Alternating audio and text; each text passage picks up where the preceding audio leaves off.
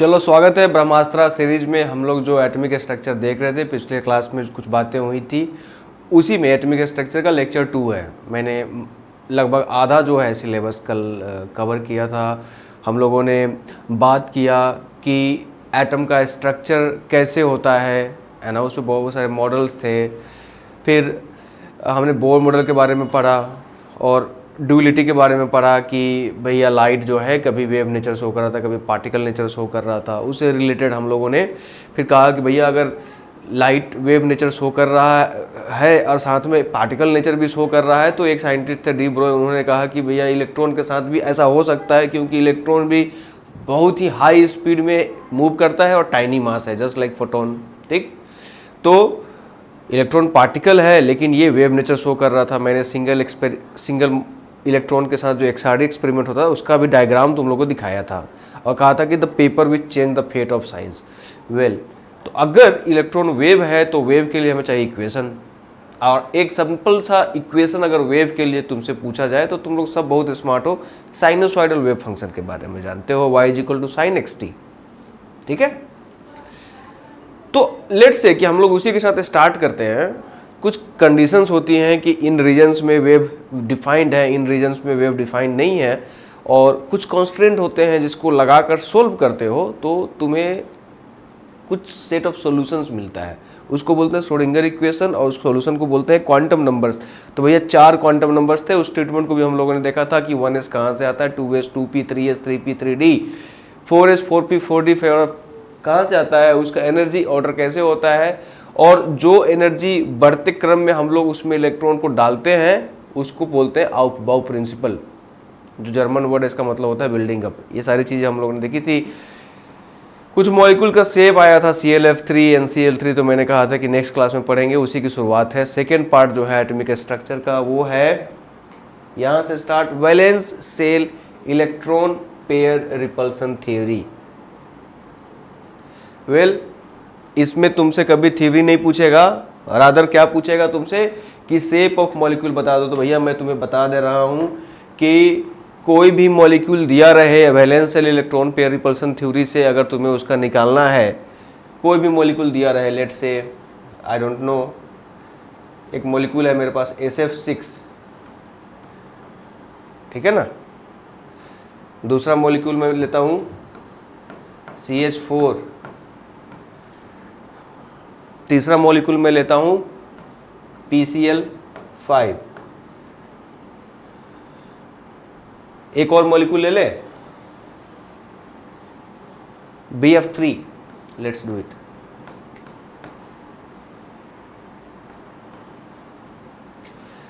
अगर इस तरह के मॉलिक्यूल्स हो और तुमसे पूछ ले शेप, तो सबसे पहले आइडेंटिफाई करना बेटा, जो सबसे पहला स्टेप होता है वह होता है कि हम लोग सेंट्रल एटम को आइडेंटिफाई करें।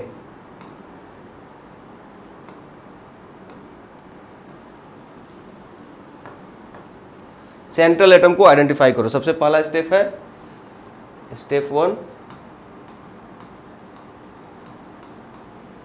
सेंट्रल एटम को आइडेंटिफाई करो। तो सेंट्रल एटम वो एटम होगा जो कम संख्या में होगा।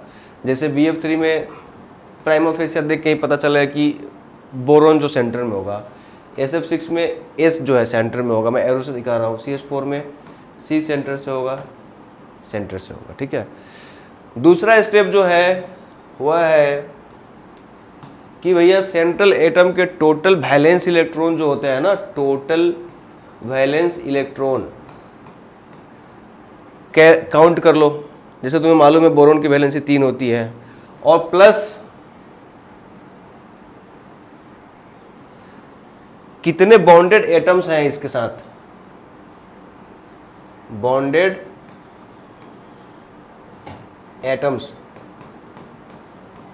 और इसको 2 से डिवाइड कर दो। ठीक है, let's do it. For example BF3, boron का कितना होता है, हमें मालूम है बोरोन का 3 होता है, और 3 इसके पास बॉन्डेड एटम है, तो 3 + 3 6, एंड 6 डिवाइडेड बाई 2 कितना आएगा, 3। बस लिखते जाओ ये नंबर, इसका क्या मतलब होता है बाद में आएगा।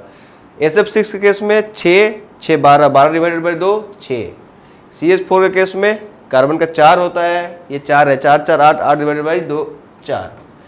फास्फोरस के केस में 5, ठीक है, प्लस 5 10, ये 5। तो भैया ये इतने सारे तुम्हारे जो है ना ये नंबर जो क्या बता रहे हैं कि नेसेसरली सेंट्रल एटम के अराउंड में ये जो बॉन्डेड एटम है कैसे ओरिएंट करेगा। तो कुछ नियम है, जैसे 3 होगा तो सेंट्रल एटम को यहां लगा दो, लेट्स कॉल इट सेंट्रल, और बाकी को ऐसे लगा दो। ओके, पूछोगे सर ये ओरिएंटेशन क्यों हुआ 120 डिग्री? तो देखो वैलेंशियल इलेक्ट्रॉन पेयर रिपल्सन थ्योरी बेटा ये कहता है कि बॉन्डेड एटम्स अपने आप को स्पेस में ऐसे ओरिएंट करते हैं कि उनके बीच में मिनिमम रिपल्सन हो। वैलेंशियल इलेक्ट्रॉन पेयर रिपल्सन थ्योरी नाम से ही पता चल रहा है, सारा सिस्टम क्या करना चाहता है, अपना रिपल्सन फैक्टर को मिनिमाइज करना चाहता है, जिसके चलते अगर रिपल्सन कम होगा तो एनर्जी उसकी कम होगी, एनर्जी कम होगी तो वो स्टेबल होगा, या अट्रैक्शन को बढ़ाना चाहता है, ओके, रिपल्सन को कम करना चाहता है। तो स्पेस में ओरिएंटेशन उसका इस तरीके से होगा कि ये 120 डिग्री पर एक प्लेन में ओरिएंटेड हो। अगर 4 होगा तो तुम्हें मालूम है सेंट्रल टेट्रागोनल, जो मीथेन का क्लासिक शेप है। 5 होगा तो तुम्हें मालूम है central atom trigonal bi pyramidal इसको बोलते हैं। 6 होगा तो तुम्हें मालूम है 6 होगा तो क्या होगा, ऑक्टाहेड्रल बोलते हैं इसको, ये सेंट्रल एटम, या फिर ये बोल सकते हो टेट्रागोनल बाई पिरामिडल, समझे। तो ये सारे शेप है इसका। BF3 का क्या शेप हो जाएगा बेटा, trigonal planar, okay, trigonal planar. SF6 का क्या हो जाएगा, ऑक्टाहेड्रल या टेट्रागोनल बाई पिरामिडल। CH4 का क्या होगा, टेट्रागोनल या टेट्राहेड्रल। PCl5 का क्या होगा,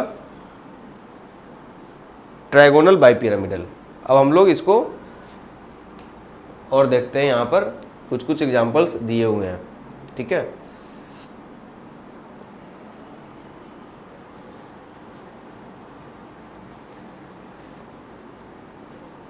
एक क्वेश्चन आपका बार बार आया हुआ है, लगभग 2 बार आया हुआ है। Which of the following molecules दिए हुए हैं, NH3, PS3, H3, SbH3 possess largest bond angle, give reason. चलो तो इसको अपन करते हैं, ये बार बार पूछा हुआ है, क्यों ऐसा होगा, क्यों ऐसा एंगल होगा। चलो देखो इसको बनाते हैं हम लोग। जब बात करते हैं आपके नाइट्रोजन की, फास्फोरस की और आर्सेनिक की और एंटीमनी, मैं जानबूझ के बड़ा बना रहा हूँ कि इनकी साइजेस जो है ना वो बढ़ रही है, ठीक है। Size increases and electronegativity value gradually decreases, electronegativity value size बढ़ने से घटता है। From nitrogen to arsenic the bond pair electrons are gradually shifted more towards the hydrogen atoms because of decreasing electron pooling power and thus the bond pair repulsion gradually decreases, ठीक है। So bond pair repulsion का order होगा, सबसे ज़्यादा NH3 में होगा, उससे कम PS3 में, उससे कम AS3 में, जिसके चलते the NH3 is the maximum bond angle. इसको ऐसे समझो,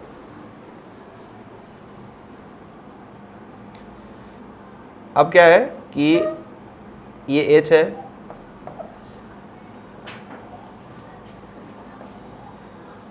पिरामिडल शेप है, ओके, और मैं इलेक्ट्रॉन को ब्लू डॉट से दिखा रहा हूँ। नाइट्रोजन की इलेक्ट्रोनेगेटिविटी ज़्यादा है, इसलिए ये इलेक्ट्रॉन्स जो होंगे वो नाइट्रोजन की तरफ ज़्यादा शिफ्टेड होंगे, ठीक है। तो ये इलेक्ट्रॉन्स नाइट्रोजन की तरफ ज़्यादा शिफ्टेड है, तो ये बॉन्ड पेयर क्योंकि ये डिस्टेंस जो है ना वो कम हो जाएगा, तो बॉन्ड पेयर रिपल्सन सबसे ज़्यादा होगा, जिसके चलते ये एक दूसरे को रिपेल ज़्यादा करेगा, जिसके चलते ये एंगल जो है ना वो बढ़ जाएगा। अब देखो फास्फोरस के केस में और आर्सेनिक के केस में मैं फिर से बना रहा हूँ, लेट्स डू इट।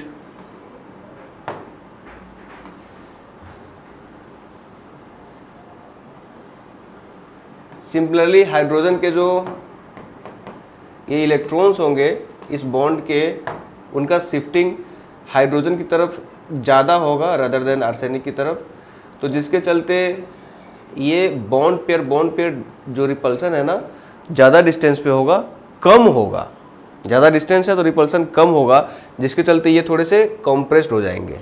ओके, थोड़े से कंप्रेस्ड ऐसे झुक जाएंगे, बेंड हो जाएंगे, जिसके चलते तुम्हारा जो बॉन्ड एंगल है सबसे ज़्यादा NH3 में होगा, उसके बाद PH3 में, उसके बाद S3 में, उसके बाद SbH3 में। इस रीजन को, इस लॉजिक को याद कर लेना। ओके, इतना भी लिखोगे तो चलेगा, ठीक है। ये लिखोगे कि नाइट्रोजन जो है सबसे ज़्यादा इलेक्ट्रोनेगेटिव है, सबसे स्मॉलर साइज है, तो नाइट्रोजन हाइड्रोजन के बीच का जो इलेक्ट्रॉन होगा, बॉन्ड के बीच, बॉन्ड इलेक्ट्रॉन के चलते ही बॉन्ड बनता है, वो नाइट्रोजन की तरफ ज़्यादा शिफ्टेड होगा, इसके चलते बॉन्ड पेयर के बीच में डिस्टेंस कम होगा, रिपल्सन ज़्यादा होगा, जिसके चलते वो फैल जाएगा, ठीक है। रिपल्सन ज़्यादा होगा तो वाइड गैप हो जाएगा, जिसके चलते NH3 का बॉन्ड एंगल ज़्यादा है, उसके बाद PH3, उसके बाद SH3, उसके बाद SbH3।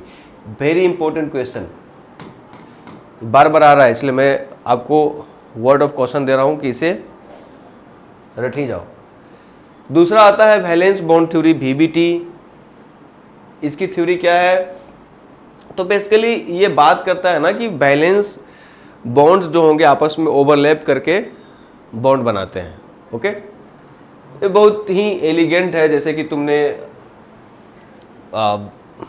फॉर एग्जांपल सबने किया होगा एक टाइम पे कभी ना कभी, CH4 का केस या फिर किसी भी बॉन्ड का case. For example let's do it for CH4 itself.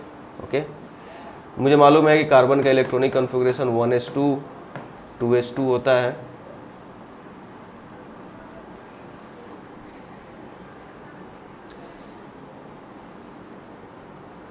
(2p2). Okay, जब एक्टिवेटेड स्टेट में कार्बन होता है तो हम कहते हैं कि ये जो इलेक्ट्रॉन है 2s वाला, एक इलेक्ट्रॉन इस पर जंप कर जाएगा तो 2p3 बन जाएगा। ओके, तो बेसिकली तुम इसको ऐसे बना सकते हो, S P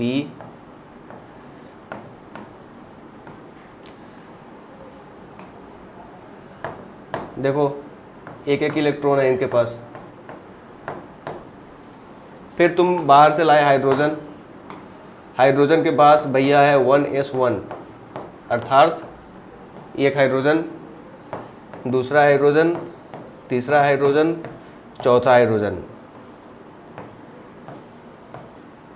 इसका इसके साथ ओवरलैप, इसका इसके साथ ओवरलैप, इसका इसके साथ, इसका इसके साथ, और इस तरह से 4 बॉन्ड बनते हैं। तुम्हें मालूम है कि ऐसा नहीं होता है एग्जैक्टली, फिर हाइब्रिडाइजेशन का कॉन्सेप्ट आता है, लेकिन हम उसमें नहीं पढ़ते हैं।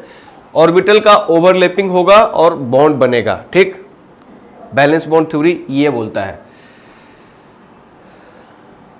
अब हम देखते हैं कि ऑक्सीजन का केस, डाइऑक्सीजन का केस O2, सिमिलरली वही ट्रीटमेंट करते हैं, 1s2 2s2 2p4, ठीक है। सेकेंड ऑक्सीजन एटम के लिए भी वैसे ही बनाओगे, 1s2 2s2 2p4। पहला P का सब सेल, जो P सब सेल का जो ऑर्बिटल है भरा हुआ है, इंटीग्रेशन या ओवरलैपिंग किसके किसके बीच में हो रहा है, और इस तरीके से O डबल बॉन्ड O बनता है। तो भैया O डबल बॉन्ड O बना तो सारे इलेक्ट्रॉन्स जो हैं क्या है, इलेक्ट्रॉन्स आर पेयर्ड।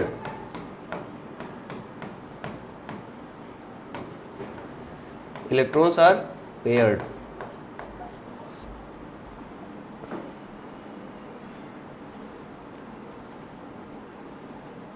तो इलेक्ट्रॉन्स अगर पेयर्ड हैं तो ऑक्सीजन जो होना चाहिए वो क्या होना चाहिए, उसको बोलते हैं डायामैग्नेटिक। लेकिन ऐसा नहीं है, ऑक्सीजन पैरामैग्नेटिक है। In presence of magnetic field ये पोलराइज हो जाता है, मैग्नेटिज्म शो करता है। तो कहीं ना कहीं ऑक्सीजन के पास अनपेयर्ड इलेक्ट्रॉन है। तो this was the failure of valence bond theory. Valence bond theory oxygen के मैग्नेटिक बिहेवियर को शो नहीं कर पा रहा था, वो नहीं बता पा रहा था कि ऑक्सीजन क्यों मैग्नेटिक होगा। बैलेंस बॉन्ड थ्योरी से तो भाई साहब ये प्रेडिक्ट होता है कि ये इसके अनपेयर्ड इलेक्ट्रॉन है ही नहीं, सारे इलेक्ट्रॉन पेयर्ड है, तो इसे डायामैग्नेटिक होना चाहिए, नॉन मैग्नेटिक होना चाहिए। But then in the presence of magnetic field it shows magnetism, that's why it rules that there must be unpaired electrons. Unpaired electrons जरूर होने चाहिए सिस्टम में, जो हमें इस मॉडल से सेटिस्फैक्टरीली एक्सप्लेन नहीं कर पाते हैं। ठीक है, तो आता है भैया molecular orbital theory, MO2। MOT बहुत इंपॉर्टेंट है आपके लिए। ठीक है, बार बार क्वेश्चन आया है, इस बार भी हो सकता आएगा। ये क्वेश्चन बन सकता है कि discuss the failure of valence bond theory, तो ऑक्सीजन का मैग्नेटिक बिहेवियर जरूर तुम बताना, ये डायग्राम बना के जो मैंने पीछे बताया था। MOT के बारे में अगर हम बात करें क्वेश्चन कैसे पूछते हैं, तो यहाँ पे तो थ्योरी लिखी हुई है। क्या होता है, मॉलिक्यूलर ऑर्बिटल्स जो हैं, पहले अगर मान के चलो कि कोई मॉलिक्यूल बन रहा है, फॉर एग्जांपल N2 और O2,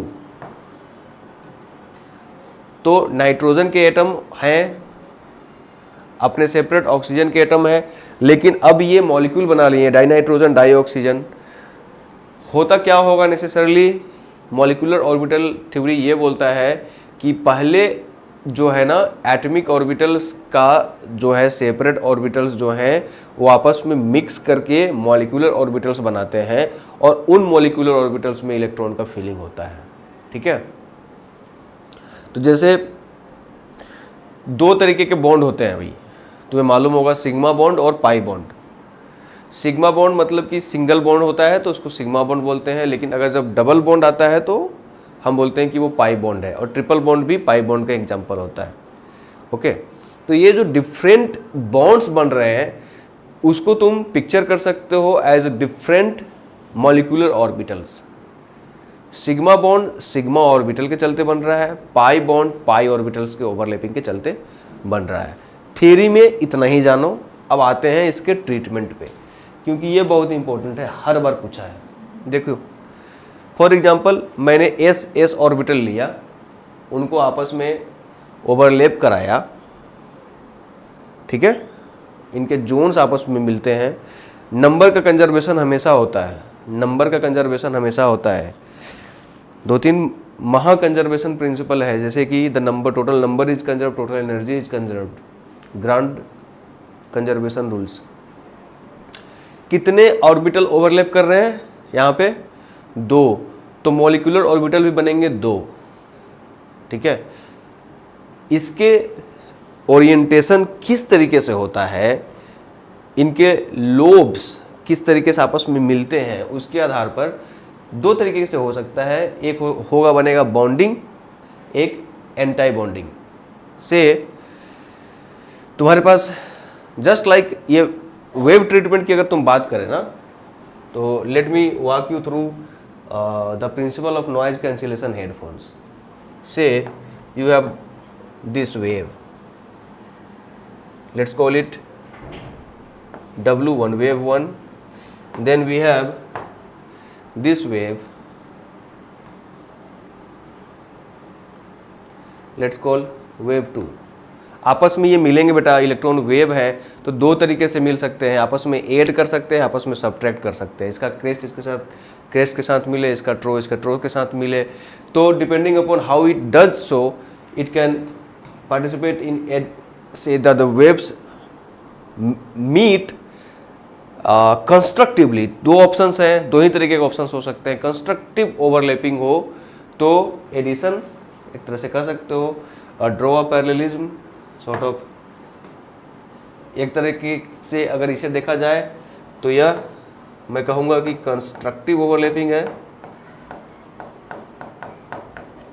इसका मतलब है कि इसका क्रेस्ट इसके क्रेस्ट के साथ मिल रहा है। ठीक है, दूसरा बेटा दूसरा ऑप्शन होगा कि ये आपस में इस तरीके से मिले कि डिस्ट्रक्टिव ओवरलैपिंग हो, अर्थात इसका क्रेस्ट इसके ट्रो के साथ मिले तो सब्ट्रैक्शन हो जाएगा। ठीक है, तो दो ऑर्बिटल बनेंगे। अगर सब्ट्रैक्शन हो रहा है तो एंटी बॉन्डिंग, नहीं जाएगा उसमें इलेक्ट्रॉन जब तक कि इसमें भर नहीं जाता है, और अगर एड हो तो बॉन्डिंग। ये याद रखिएगा। एंटी बॉन्डिंग को एस्टेरिस्क से शो करते हैं, एक स्टार, सुपरस्क्रिप्ट में एक स्टार होता है। सिमिलरली पी ऑर्बिटल्स का treatment, sigma P x, sigma star P x. अब ये पाई बॉन्डिंग है, लेटरल हेड ऑन नहीं है, लेटरल ओवरलैपिंग हो रहा है इस तरीके से। तो ये भी दो तरीके से हो सकता है। सी द इलेक्ट्रॉन क्लाउड का कंसंट्रेशन जो हो रहा है एक बनाना शेप बना रहा है एटम्स के ऊपर में। So this is pi bonding, okay, shown by this pi, and this is pi star, okay. So depending upon which atoms are participating now, different molecular orbitals will form और उसमें electron का feeling होगा। ये अच्छा exercise है। देखो up to nitrogen, nitrogen तक ये ऑर्डर फॉलो करता है। ध्यान से देखो, सिंपल बनाना, यहाँ पर नीचे में नहीं बनाया हुआ है लेकिन तुम्हें मालूम है, अंडरस्टूड है कि नीचे में क्या होगा। यहाँ पे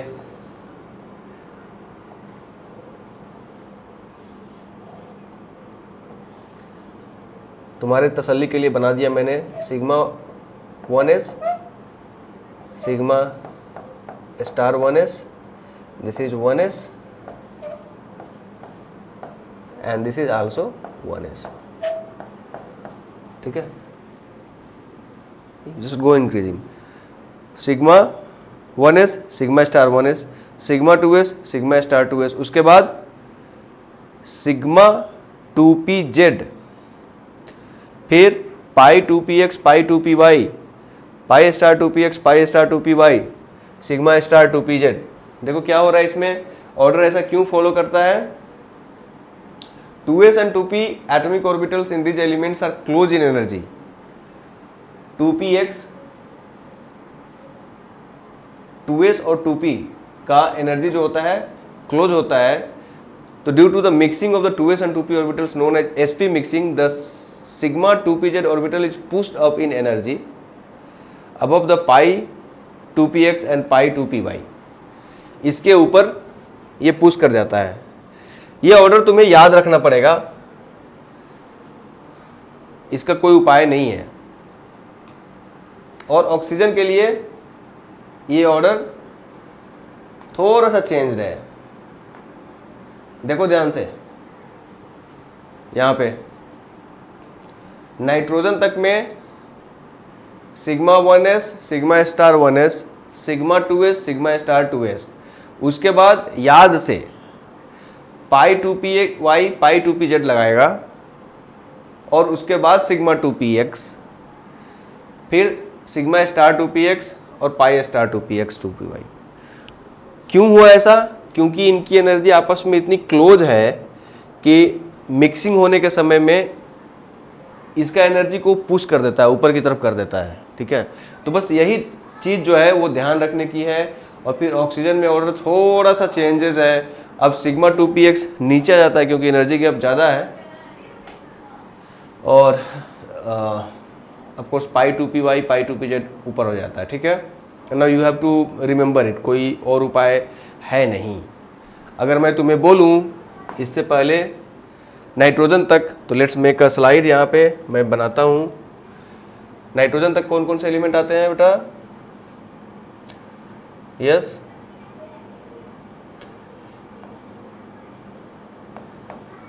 Li2 के लिए बना सकते हो, Be2 के लिए बना सकते हो, C2 के लिए बना सकते हो,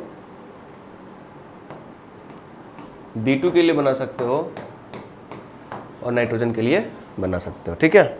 चलो भरते हैं। यहां तक कोई दिक्कत नहीं होगा।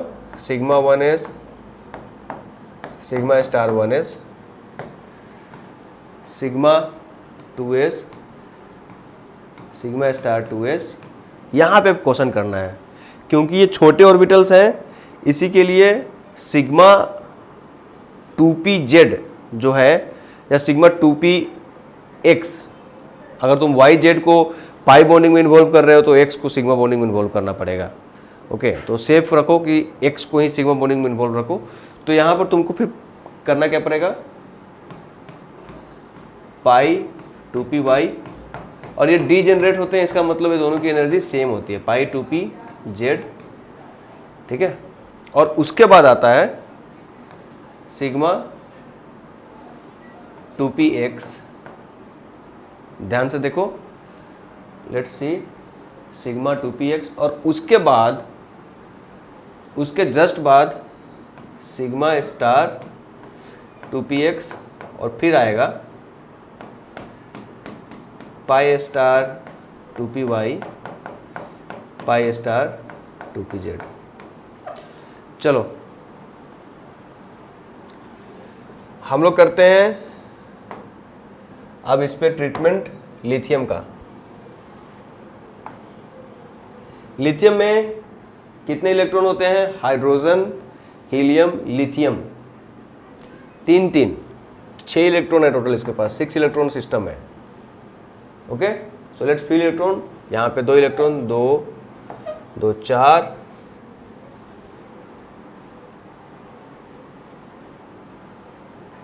बाद 2 6।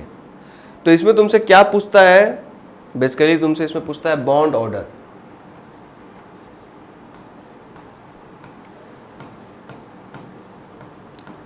तो भैया बॉन्ड ऑर्डर का जो डेफिनेशन होता है, एक्सप्रेशन होता है, वो होता है number of bonding minus number of anti bonding divided by 2।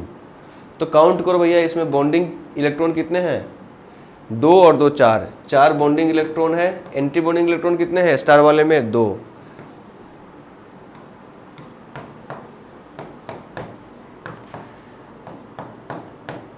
So lithium forms single bond. Okay, let's check it for nitrogen. Let's check it for nitrogen, फिर से लेते हैं।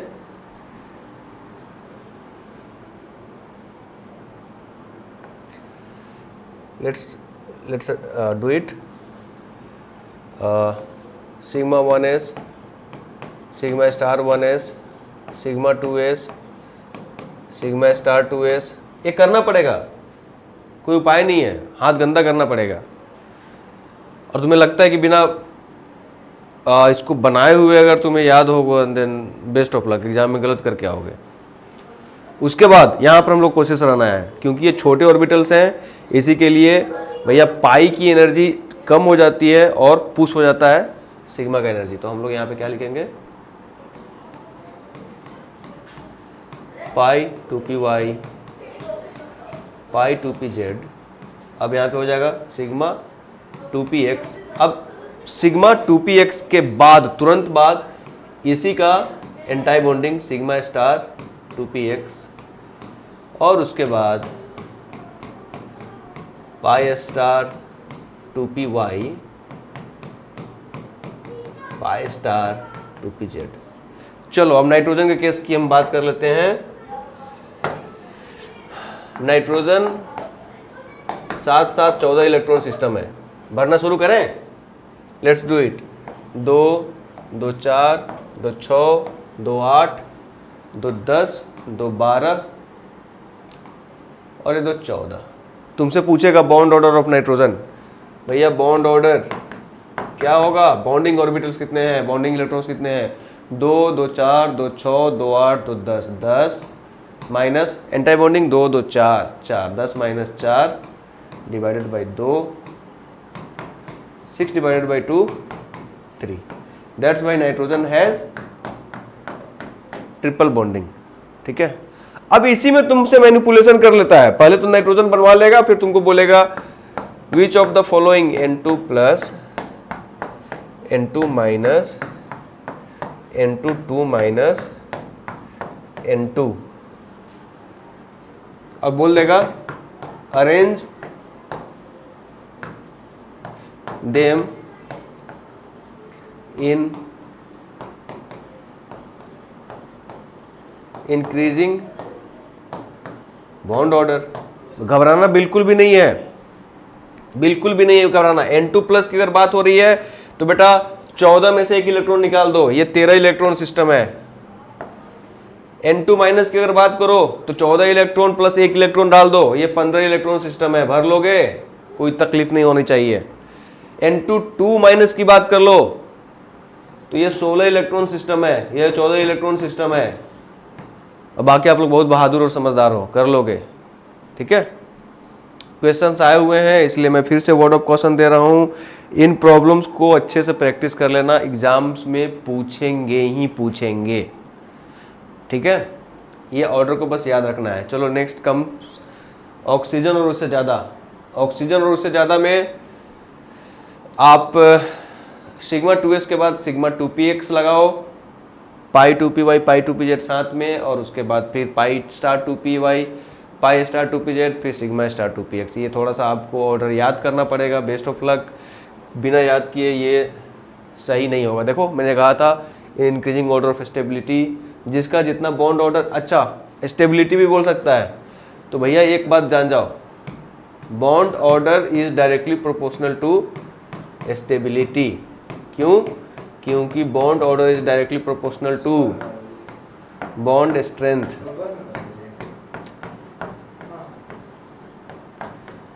ठीक है, या inversely proportional to bond distance, क्योंकि less distance more stability, ये factor होता है। इन प्रॉब्लम्स को करना।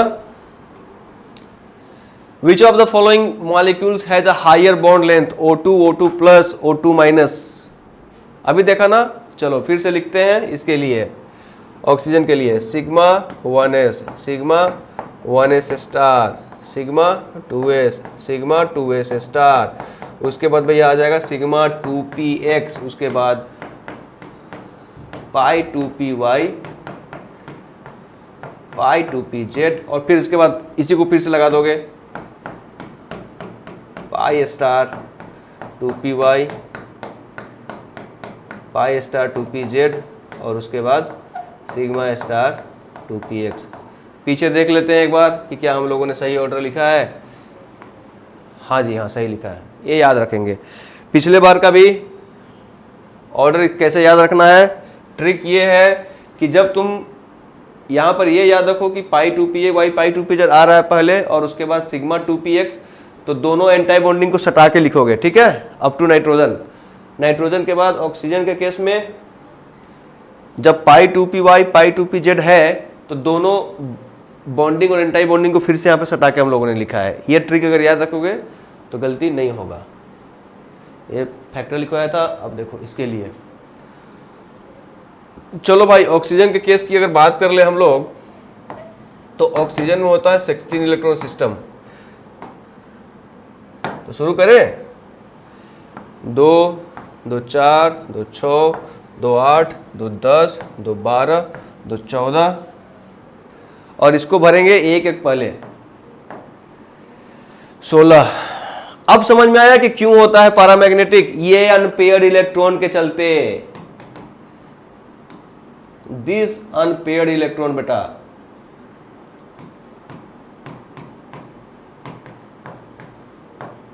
Gives it the magnetic property of paramagnetism, ठीक है। तो लिखो, बनाओ इसका बॉन्ड ऑर्डर,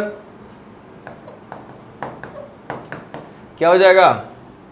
बॉन्डिंग पहले कैलकुलेट करो, 2 2 4 2 6 2 8 तो 10 10 10 में से घटा दो, 2 2 4 5 और 1 6, 10 में से 6 घटा, डिवाइडेड बाई 2 4 बाई, तो इसका हो गया बॉन्ड लेंथ ऑर्डर 2।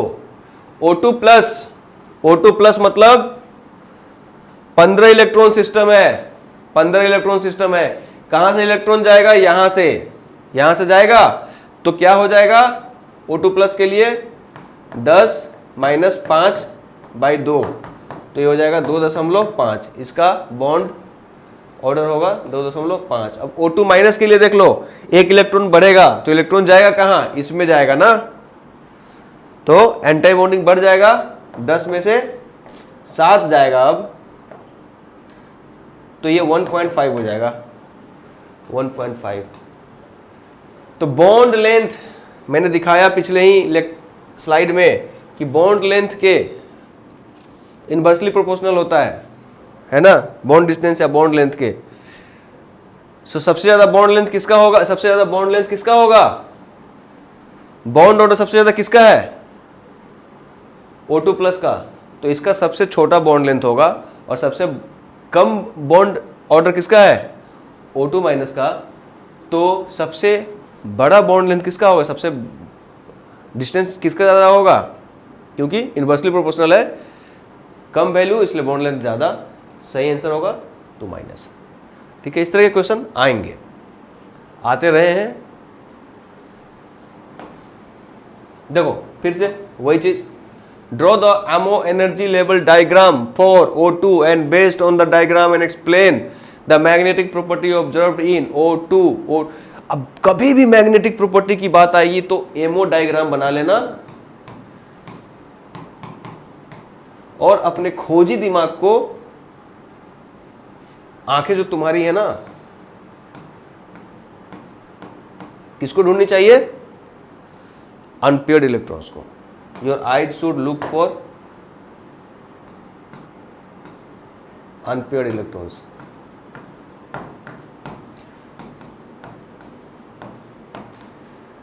और जितने नंबर ऑफ अनपेयर्ड इलेक्ट्रॉन्स होंगे n into n+1 bore magneton उसको बोलते हैं, है ना। इसका मैग्नेटाइजेशन फैक्टर जो होता है, मैग्नेटिक ससेप्टेबिलिटी भी इसको बोलते हैं, वो √n into n+1 bore magneton होगा। ये अभी तक नहीं पूछा है, लेकिन जान जाओ, कभी गलती से पूछ ले तो तुम्हारे पास रेडी रहना चाहिए मटेरियल। ओके ओके, अब हम लोग आ गए हैं चलते चलते कोऑर्डिनेशन कंपाउंड्स पे।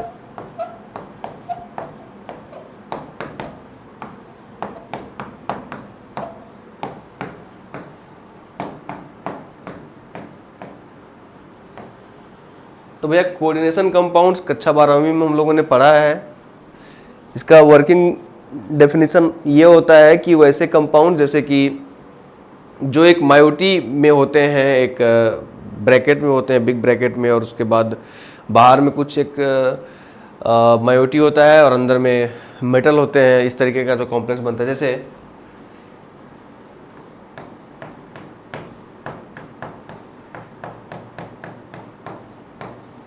K4FeCN6 इस तरीके के जो बनते हैं, तो इसको कोऑर्डिनेशन कॉम्प्लेक्स बोलते हैं।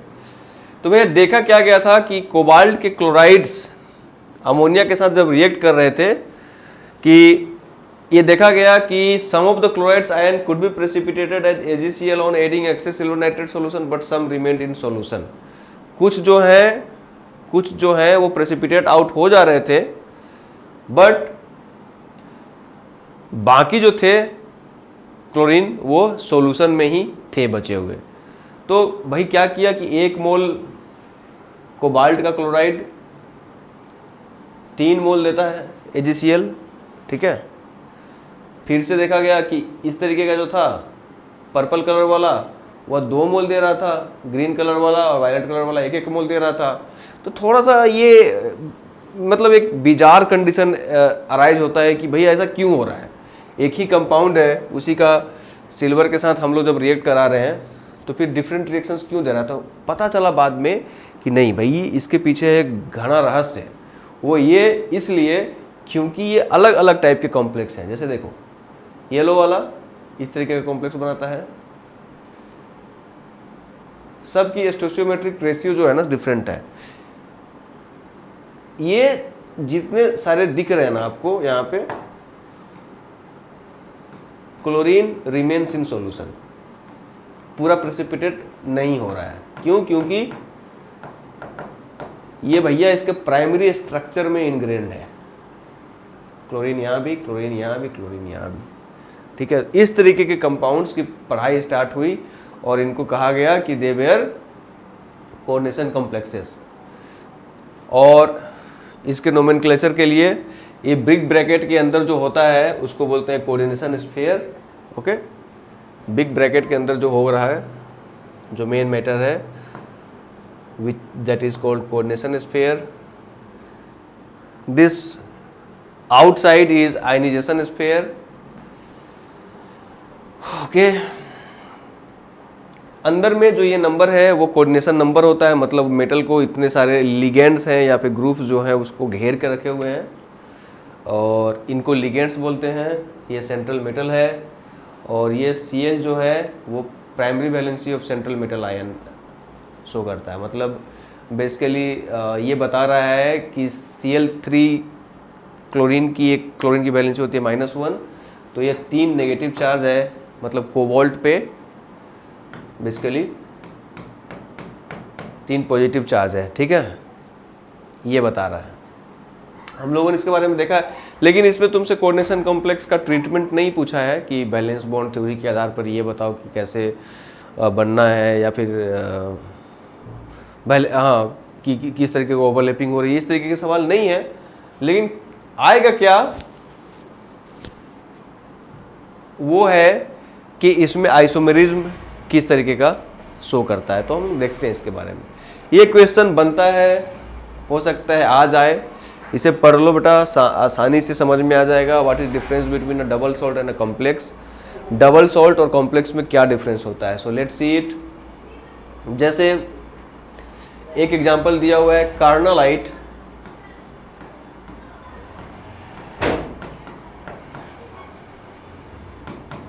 फॉर्मूला है KCl MgCl2 6H2O। ये सब को जब तुम पानी में डालते हो, एक्वस सॉल्यूशन जब इसका बनाते हो, तो इसकी क्या प्रॉपर्टी है ना कि ये जितने भी सेपरेट मेटल हैं और चाहे एनायंस है उसमें डिसॉल्व कर जाता है। मतलब ये बनाएगा K plus Cl minus plus Mg2 plus Cl minus plus Cl minus, और ये सब हाइड्रेटेड होंगे, इस तरीके से टूट जाएंगे। लेकिन अगर वह कोऑर्डिनेशन कॉम्प्लेक्स रहेगा तो वो ऐसा नहीं टूटेगा। फॉर एग्जांपल मैंने तुम्हें एग्जांपल बताया था K4 FeCN6। तो इसे अगर तुम डालते हो एक्वस सॉल्यूशन में तो यह रादर टूटता कैसे है, FeCN6 4 minus, I'm sorry 4 minus plus 4K plus, ऐसे टूटता है। तो दैट इज इंटरेस्टिंग। जो आयनाइजेशन स्फीयर है वो इंटैक्ट रहता है, वो चेंज नहीं होता है। So the both double salts and complexes are formed by combination of 2 और more stable compounds in stoichiometric ratio. However the differ in fact that, अंतर क्या होता है, देखो दोनों एक से ज़्यादा स्टेबल सॉल्ट्स के कॉम्बिनेशन से बनता है, लेकिन अंतर क्या है कि जो डबल सॉल्ट को एक्वस सॉल्यूशन में डालते हो, जैसे पोटास एलम है, कार्नालाइट है, तो ये डिसोसिएट हो जाएंगे सिंपल आयंस में। जितने भी वहाँ पर मेटल्स या एनायंस है उसमें वो टूट जाएगा। जैसे इसको अगर देखो तो ये K plus Al3 minus Al3 plus SO4 2 minus में टूट जाएगा, सब अलग अलग हो जाएगा। लेकिन जब तुम कॉम्प्लेक्स को डालोगे तो they will not dissociate into simplest ones, लेकिन जो उसका आयनाइजेशन स्फीयर है और कोऑर्डिनेशन स्फीयर है इसी में टूटता है ना। It breaks into its ionization sphere and coordination sphere. Coordination sphere के अंदर का मेटल और एनायन एक्वस सॉल्यूशन में लूज नहीं होता है, अपनी आइडेंटिटी को मेंटेन रखता है। अंदर समझ में आ गया? ये क्वेश्चन वायबल क्वेश्चन है, बनता है। तो शेप्स बेटा कौन कौन से हो सकते हैं? जैसे सिंपल वही ट्रीटमेंट है, वैलेंशियल इलेक्ट्रॉन पेयर रिपल्सन थ्योरी वाला। मेटल है तुम्हारा, मेटल सेंटर में होगा, उसके चारों ओर में लिगेंड्स होंगे। लिगेंड्स वो हैं जो इलेक्ट्रॉन डोनेटिंग ग्रुप्स हैं, और मेटल जो है इलेक्ट्रॉन डेफिशिएंट है। तो अगर 6 रहे तो ऑक्टाहेड्रल शेप बनता है, या फिर इसको बोलोगे स्क्वायर बाइपिरामिडल। ऑक्टाहेड्रल को मैं स्क्वायर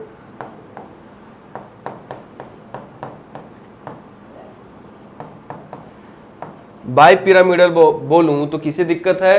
किसी भी दिक्कत नहीं होना चाहिए, वही सेफ है। ये तो टेट्राहेड्रल है, मीथेन का स्ट्रक्चर जानते हैं। Square planar trigonal bipyramidal, very good. Square pyramidal, या फिर अगर एक हटा दोगे यहां से तो ट्राइगोनल पिरामिडल, तो डिफरेंट टाइप के शेप्स हैं ये। ओके,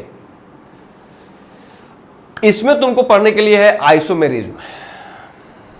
आइसोमेरिज्म फेनोमेना है कि तुम्हें मालूम है इसके बारे में कि आइसोमर्स आर टू और more compounds that have the same chemical formula. Same chemical formula होता है but different arrangement of atoms, लेकिन एटम्स का अरेंजमेंट जो है स्पेस में वो अलग होता है। जैसे ग्लूकोज ही ले लो, ग्लूकोज का ही एग्जांपल अगर तुम ले लो, ग्लूकोज कॉम्प्लेक्स शुगर होता है OH एंड COH CHO, तो उसमें जो हाइड्रोक्सिल ग्रुप है ना स्पेस में कैसे ओरिएंटेड है इसके आधार पे कि वो प्लेन पोलराइज राइट को अगर राइट साइड रोटेट करता है तो हम बोलते हैं उसको डेक्स्ट्रो रोटेटरी, और अगर वो लेफ्ट साइड में रोटेट करता है तो उसको बोलते हैं लीवो रोटेटरी।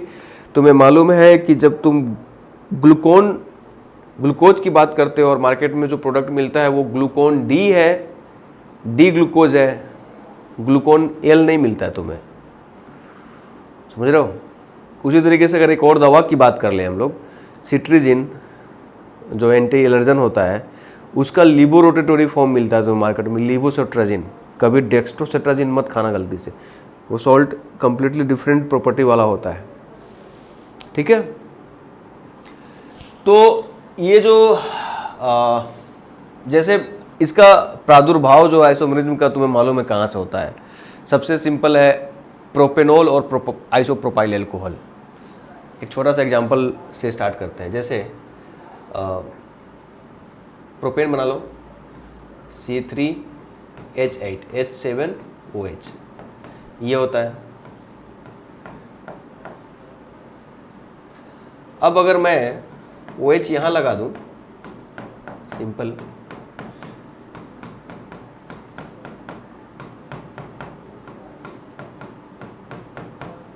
काउंट करो 1 2 3 4 5 6 7, C7।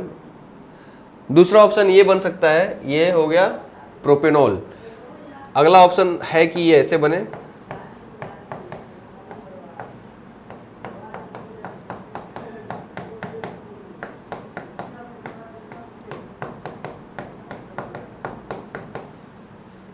इसे बोलते हैं आइसोप्रोपाइल अल्कोहल। जब कार्बन, जो बीच वाले कार्बन पर ऑक्सीजन लगा हुआ है, ये डिसइंफेक्टेंट होता है, ये एक फ्यूल की तरह काम करता है। तो कम्प्लीटली डिफरेंट सेम फार्मूला है C3H7OH, लेकिन डिफरेंट स्ट्रक्चरल फार्मूला है, डिफरेंट अरेंजमेंट ऑफ एटम्स है, इसको आइसोमेरिज्म बोलते हैं। ये आइसोमेरिज्म जो है वो दो तरीके का होता है बेटा, स्टीरियो आइसोमेरिज्म और स्ट्रक्चरल आइसोमेरिज्म, है ना। स्टीरियो आइसोमेरिज्म मतलब कि 3 डायमेंशनल अरेंजमेंट में जो फर्क है अगर, तो उसको स्टीरियो आइसोमेरिज्म बोलते हैं। और अगर 2 डायमेंशनल स्ट्रक्चरल डिफरेंस है, 2 डायमेंशनल स्ट्रक्चरल फार्मूला में डिफरेंस है, तो उसको स्ट्रक्चरल आइसोमेरिज्म बोलते हैं। स्टीरियो आइसोमेरिज्म का नाम स्टीरियो आइसोमेरिज्म क्यों पड़ा है, मैंने लेक्चर में बताया था कि जैसे इसका नाम है स्टीरियो साउंड से ही आया है। Of course stereo 3 dimensional arrangement of musical instruments. For example जब पहली बार आई होगी स्टीरियो साउंड, तो स्टूडियो में जो रिकॉर्डिंग होती थी कि यहाँ पे वायलिन है, यहाँ पे कैसियो है, यहाँ पे चेलो है, यहाँ पे हारमोनियम है, यहाँ पे ड्रम्स हैं, और उसके साउंड जैसे आ रहे थे रिकॉर्डिंग डिवाइस के पास, उसी अंदाज में जब तुम म्यूजिक बॉक्स को प्ले करते हो तो तुम्हें लगता है कि अच्छा हारमोनियम का साउंड यहाँ से आ रहा है, चेलो वहाँ से आ रहा है, ड्रम्स का बीट वहाँ से आ रहा है। तो ये 3 डायमेंशनल एक एब्जॉर्बिंग साउंड क्रिएट करता है, फीलिंग कि हाँ तुम एक रिकॉर्डिंग स्टूडियो में बैठे हुए हो, डिफरेंट जगह से, डिफरेंट स्पेस से तुम्हारे साउंड्स आ रहे हैं, इसको बोलते हैं स्टीरियो। सो सिमिलरली ये ग्रुप्स स्पेस में कैसे ओरिएंटेड है, अगर उसमें डिफरेंस हो तो स्टीरियो आइसोमेरिज्म, और अगर मॉलिक्यूलर के स्ट्रक्चर को लिखने में अगर स्ट्रक्चरल डिफरेंस हो तो स्ट्रक्चरल आइसोमेरिज्म। तो स्टीरियोआइसोमेरिज्म दो तरीके के होते हैं बेटा, जियोमेट्रिकल, ऑप्टिकल, स्ट्रक्चरल, चार तरीके के होते हैं। सब तुम्हें पढ़ लो, क्योंकि आई डोंट नो अगर एग्जामिनर चेकर इसी पे फोकस कर दिया, इसी को पूछ लिया। लिंकेज, कोऑर्डिनेशन, आयनाइजेशन, अब मैं इनको एक एक करके बताऊंगा। देखो स्टीरियोआइसोमेरिज्म के बारे में लिखा हुआ है क्या, different spatial arrangement. Okay,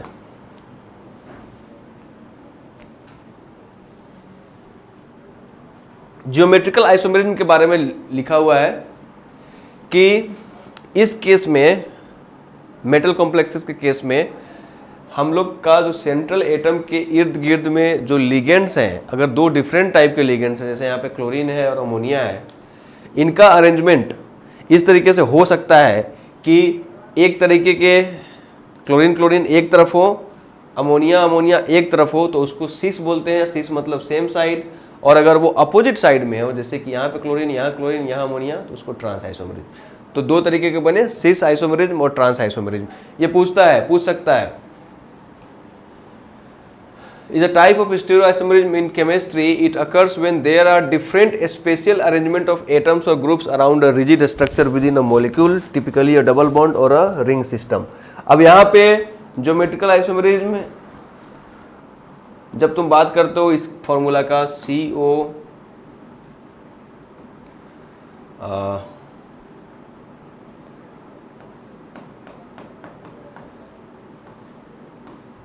NH3 उसके लिए दो तरीके का बनता है, सिस और ट्रांस। इन केसेस को देख लेना, बनते हैं ये, अगर एग्जाम में पूछे।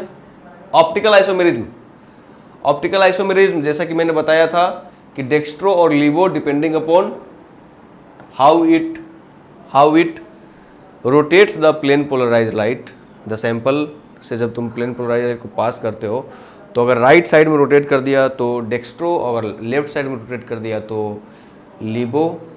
दो एग्जांपल याद रखना इसका, COEN3 3+। EN एक डाई इथाइल एमीन, लिख देता हूं मैं यहाँ पे, EN stands for di ethyl amine. इसका फॉर्मूला यहाँ पे दिया हुआ है।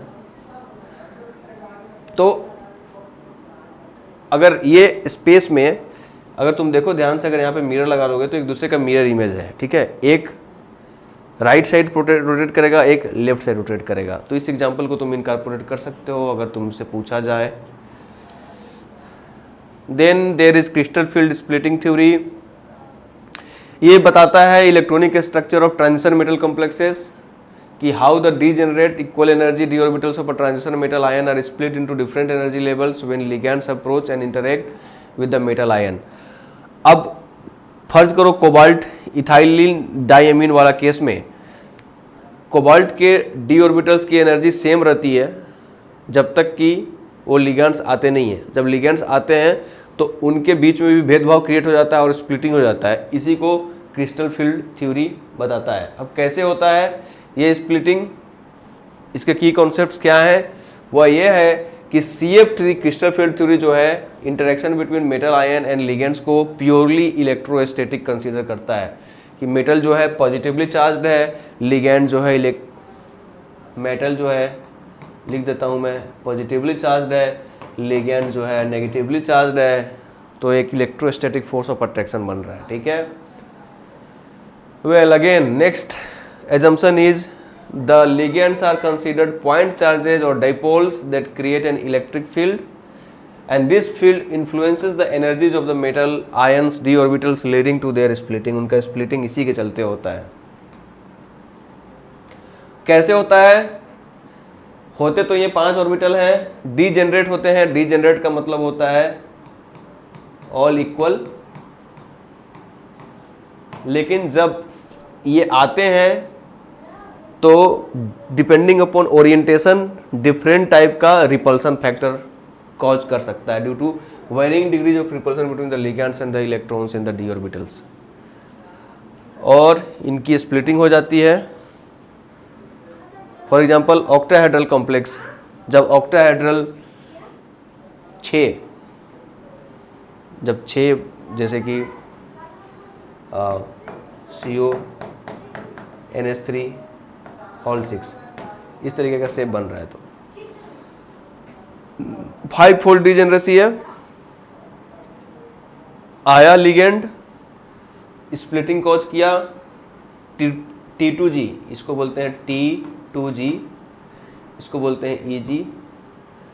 ये ट्रिपली डिजेनरेट है, ये डबली डिजेनरेट है, इसके बीच में स्प्लिटिंग हो जाता है। और जो सेंटर होता है उसको बेरी सेंटर बोलते हैं या फिर सेंटर ऑफ ग्रेविटी लाइन बोलते हैं। और तुम्हारे पास T2G ऑर्बिटल में 3 है, नेसेसरली इस तरीके का 3 बॉक्स बना सकते हो और ऊपर में 2 बॉक्स बना सकते हो और सिमिलरली इलेक्ट्रॉन्स को भरोगे। ऑक्टाहेड्रल कॉम्प्लेक्स में ऐसा बनता है। टेट्राहेड्रल कॉम्प्लेक्स में सीन थोड़ा उल्टा हो जाता है, EG नीचे हो जाता है, T2G ऊपर हो जाता है। ये देख लेना, इससे आज तक ऐसा सवाल तो पूछा नहीं है बट फिर भी मैंने इंक्लूड किया हुआ है। ये स्पेक्ट्रोकेमिकल सीरीज है कि डिपेंडिंग अपॉन औकात क्या है उस लिगेंड की, कितना वो कॉज कर सकता है स्प्लिटिंग, इसके आधार पे ये एक तरीके का सीरीज बनता है। इस तरह के क्वेश्चंस आए हैं आपके पास। Out of Cr2 Cr3 stable कौन होगा एक्वस सॉल्यूशन में? आंसर क्या है कि Cr2 प्लस ऑक्सीडेशन स्टेट +2 है, Cr+3 का +3 है। प्रेजेंस ऑफ वाटर मतलब जब तुम पानी लाते हो तो क्रोमियम जो बनाता है वह D3 कॉन्फ़िगरेशन बनाता है। क्रोमियम का इलेक्ट्रॉनिक कॉन्फ़िगरेशन क्या होता है बेटा, कोई बता सकता है? बताओगे तो हम सुन नहीं सकते तुम्हारी बात। 24 होता है ना। तो बेसिकली अगर तुम इसके इलेक्ट्रॉनिक कॉन्फ़िगरेशन ड्रॉ करो तो यहाँ तक ऑर्गन तक चीज़ें सही हैं। उसके बाद नेसेसरली क्या होता है कि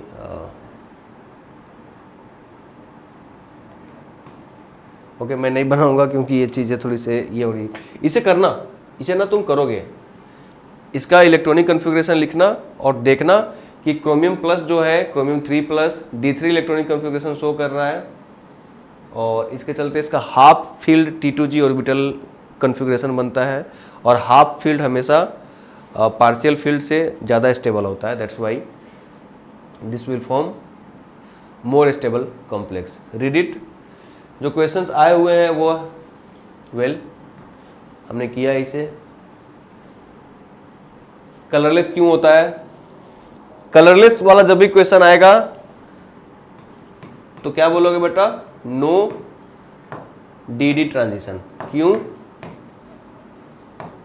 जहां भी आएगा एक ब्रह्म वाक्य है, लिख लो, नोट कर लो, गांठ बांध लो, होगा ही होगा। अगर कलरलेस है इसका मतलब है कि कोई DD ट्रांजिशन नहीं हुआ है। अगर मैग्नेटिक नहीं है इसका मतलब है कि सारा इलेक्ट्रॉन पेयर्ड है ना। की सेंटेंसेस में बोल रहा हूं। क्यों? क्योंकि इसका D10 कॉन्फ़िगरेशन होगा। मिला लेना।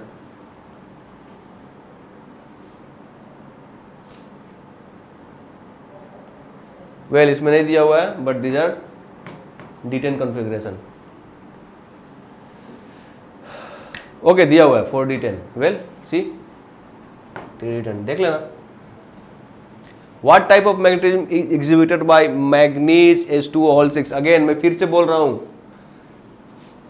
वही काम है हम लोग को इसका मैग्नीज का इलेक्ट्रॉनिक कॉन्फ़िगरेशन लिखना है और देखना है कि इसके में स्प्लिटिंग जो हो रहा है और लिगेंड के आने के चलते जो पेयरिंग हो रहा है, क्या अनपेयर्ड इलेक्ट्रॉन बच रहे हैं। लेट्स सी भैया, मैग्नीज का जो इलेक्ट्रॉनिक कॉन्फ़िगरेशन होता है वो होता है आर्गन 3d5, आर्गन तक सही है 18, उसके बाद 3d5 4s2 है जी, 18 2 20 25, मैग्नीज 25 का होता है। और Mn2 की जब बात करोगे तो 4s2 हट गया बाहर, 2 electrons are removed, 1 from 4s and 1 from the 3d orbital resulting in the electronic configuration of 3d5। ये इस तरीके का बनता है, ठीक है। Okay, so this is 5 unpaired electrons। Mn2 plus has 5 unpaired, that is good, but when that ligand water approaches, what happens? Does some sort of pairing happens? So let's see, Paramagnetism arises due to the presence of unpaired electrons. These unpaired electrons create a net magnetic moment that causes the complex to be attracted by magnetic field. Well, because the presence of unpaired electron. So yes, और ये जो है ना outer orbital complex बनाता है, मैंने नहीं बताया था इस कॉन्सेप्ट को, but thing is that if you are not so into it, ये कभी पूछेगा नहीं। प्राइमा फेसिया तुम इलेक्ट्रॉनिक कॉन्फ़िगरेशन बना के बता सकते हो कि हाँ भाई इसके पास है और आउटर ऑर्बिटल कॉम्प्लेक्स बनता है तो अनपेड इलेक्ट्रॉन्स है, अनपेड इलेक्ट्रॉन्स है तो मैग्नेटिक बिहेवियर शो करेगा। कलर, फिर से बोल रहा हूँ, magnetic behaviour unpaired electrons, colour DD transition. Colourless है तो क्लू देखना उसका इलेक्ट्रॉनिक कॉन्फ़िगरेशन जरूर D10 होगा। मैग्नेटिक है, इलेक्ट्रॉनिक कॉन्फ़िगरेशन देखना जरूर D3, D4, D7, D8 इस टाइप का होता है। तो जब तुम चीज़ों को उस लेवल से देखते हो तो चीज़ें क्लियर हो जाती हैं। आज के लेक्चर्स के लिए इतना ही काफ़ी है। यूनिट 1 कंप्लीटली कवर्ड है, सारे लगभग क्वेश्चंस हम लोगों ने सॉल्व कर लिए इसमें, ठीक है। So best of luck for your examination, keep studying, thank you.